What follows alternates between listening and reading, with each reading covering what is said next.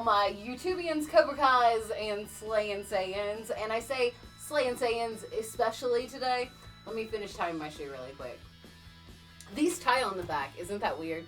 Anyway, okay, so, hey, all my YouTubians, Slayin Saiyans, and Cobra Kais, I am Asherella. This is my channel, Original Asherella, but especially, hey, to the Slayin Saiyans, because today's video is Dragon Ball themed. I'm going to be talking about why I personally feel that Vegeta is just so much better of a character and way more complex than Goku. Before I start on all that, and there's like a whole psychology behind it, make sure you do all of the intro stuff like subscribe to my channel, Gently Crust, like, comment, and follow me on my social media. Okay, so I love me some Dragon Ball. This is not news to anybody. If this is your first time here, it might be news to you, but hey, hi, I'm Asherella, and I love Dragon Ball. Vegeta is and has always been my favorite character. And like, I'm gonna really unpack that here in a second, but I do want to talk about something really quickly before I get into that is, I think, one of the reasons that I love Dragon Ball so much. Like, it's just like it's always gripped me, and I've always loved it. Like, other than it's just like cool and badass, and there's these awesome fight scenes and really strong people, and like, you know, like there's a lot of really cool aspects to it, intense storylines and things like that anybody would appreciate. But I think one of the reasons that it's just, I've always found it like so gripping, and you know, it's just always drawn me in, is because all of the main like characters other than Goku, like all the Z fighters, all the main crew, they all started out as villains at one point. And I've talked about this briefly in other videos, but like all of them really, like Yamcha, Tien and Chaozu, Piccolo definitely, but none more so than Vegeta. But yeah, you know, all of these, even like Bulma and Goku like bumped heads and were like kind of against each other in original Dragon Ball. Like, Oolong is the bad guy in original Dragon Ball. And they were all in like the big bad role at one point in time. And I find that super fascinating because I love an anti-hero. I love a good villain or a misunderstood villain. I love Cobra Kai because, you know, it shows that there are two sides to every story and not everything is as black and white. And that, I feel like, is kind of how it is with a lot of like really good like anti-hero characters and, you know, tortured villain type characters. But yeah, all of these characters start out, you know, in this like adversary role, but they make the conscious effort to like do the right thing or come around to the good side. You know, they grow as a person, and none more so than Vegeta, like I already said. Okay, so Goku, we know, is of the Saiyan race, as is Vegeta. Goku was sent to Earth when he was a baby, and he was found by Grandpa Gohan, who raised him. And Grandpa Gohan talks about how when Goku was very small, he was a terror. Like, and beyond like regular like toddler terror. Like, I mean, he was a violent and aggressive, really crazy, mean little baby kid, right? But his whole personality changed one day when he hit his head really hard, okay? His personality changed when he hit his head really hard. The Goku that we know today, and even as like an older child, is kind of naive and sweet and caring. I say kind of naive. Goku's super naive. You know, to do good, to be helpful, to not harm things, to be like considerate and kind and caring. But as I already said, we know that Goku is of the Saiyan race. And the Saiyans, like, genetic makeup and natural disposition and nature, along with their nurture on, like, planet Vegeta, is to, like, be bloodthirsty. They're warriors. Like, they're invaders. They're like pirates, kind of. Like, they would go in and rape and pillage and take over. And that is, like, was in their genetic makeup. But Goku has never been like that since this head bump, because he has brain damage. damage. Like, Goku is a good person because he has brain damage, not because of any conscious effort that he made, okay? Goku is easy, it's basic, it's simple. He is not complex. He's only not a bloodthirsty Saiyan because he hit his head. Like, and that is, like, canon fact, right? Okay, Vegeta, on the other hand, he is full-blooded Saiyan. He's the prince of all Saiyans. He's like Saiyan royalty. So he's like hardcore genetic Saiyan. His genetic makeup is to be this like aggressive, bloodthirsty, murdering, raping, and pillaging, invader type person. And he was that, you know what I mean? Not only was his genetic makeup and like psychiatric makeup to do that, his psychological upbringing was to do that also.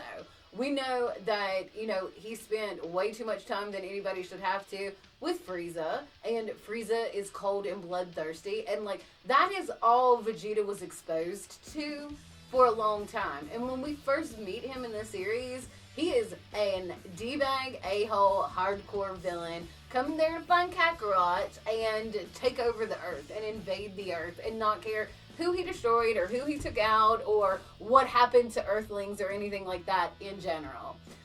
But as the series goes on, Vegeta fails in his initial quest. And real quickly, I actually started thinking about this because I was having a conversation with someone today about how I feel like the idea of right and wrong is inherent.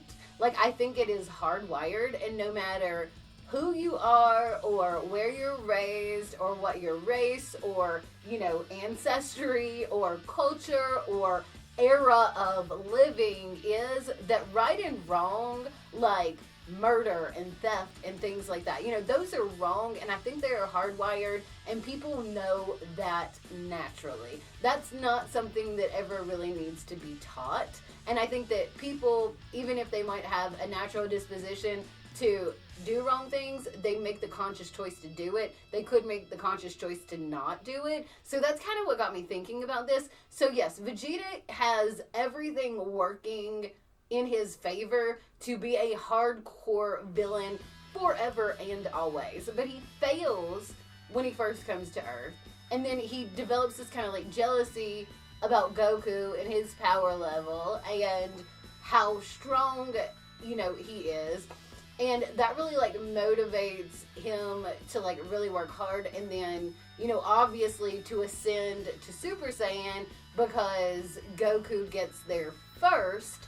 But, that is original Vegeta. The Vegeta that we have now is still kind of a D-bag in a lot of ways, but he is a husband and a father and a savior of Earth, and he saved Earth, and he has made and continues to make the conscious effort to be a lover rather than a fighter. And they all love to fight. Like, that's what's cool about it. But, you know what I mean?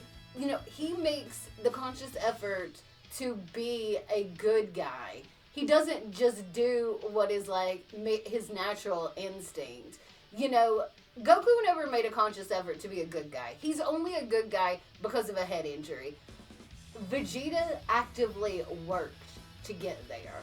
And, there are a lot of reasons for that. He was motivated out of jealousy at one point, but he still never had to become one of us. You know what I mean?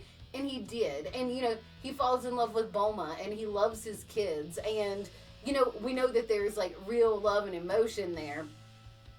A little side note, there's a lot of, like, chat in, like, between, like, Dragon Ball fans about how, Goku is strong because he has more access to his, like, emotions, more so than just a Saiyan that grew up on planet Vegeta because he grew up around Earthlings, and how in order to ascend and really become as powerful as possible, you have to tap into that emotional vein that a lot of Saiyans had really cut off. That's why it is easier for like Trunks and Gohan and Goten to become, like, to ascend to Super Saiyan so much easier and younger than Goku and Vegeta, because they're half human, and it's a lot easier for them to, you know, work up that emotional aspect of it.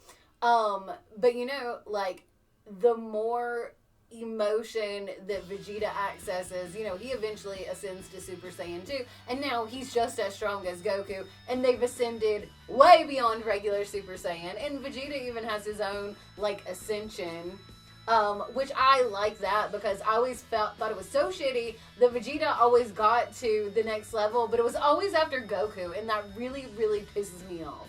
But Vegeta is almost like an anti-hero, you know. He's definitely not a villain anymore. A regular superhero like Goku, maybe not so much, but most definitely like an anti-hero. Like, he does the right thing against everything, all of his nature and all of his nurture. And Goku just does the right thing because he hit his head. You know, I mean, there's a huge difference there. And okay, I know these are all, like, fictional characters, but, you know, art imitates life, right? So, yeah, that is one of the reasons that I really, really, really, really just love Vegeta so much, and why I feel he is so much more complex than Goku. Like, Goku is, like, a dumb idiot a lot of times, and he's just getting worse. But anyway, if you like Dragon Ball, let me know what you think about, like, all that down in the comments. I could talk a lot more about it, but I'm going to cut myself off right now. Like I said, there's a whole psychology behind it, and maybe I'm way off base. Who knows? But this is my personal mind rant on Goku and Vegeta, and just, you know, me kind of thinking about why I like Vegeta so much. I think there's something very, like, noble and respectable in going against what your natural, like, intuition or tendency toward wrong or bad would be. Like, it takes a much stronger person to overcome that than to give into it, you know what I mean? And that's just so respectable. But anyway, that's a little deeper than I was planning to go. But I am Asherella. This is my channel, Original Asherella. I'm a Super Saiyan, along with so many other things. If you don't subscribe here, please subscribe here. Leave me a like, leave me a comment. Gently caress the notification bell. Always tap in. Oh, follow me on my social media accounts. Always tap in. Never tap out. And keep on slaying like a Saiyan. Especially today.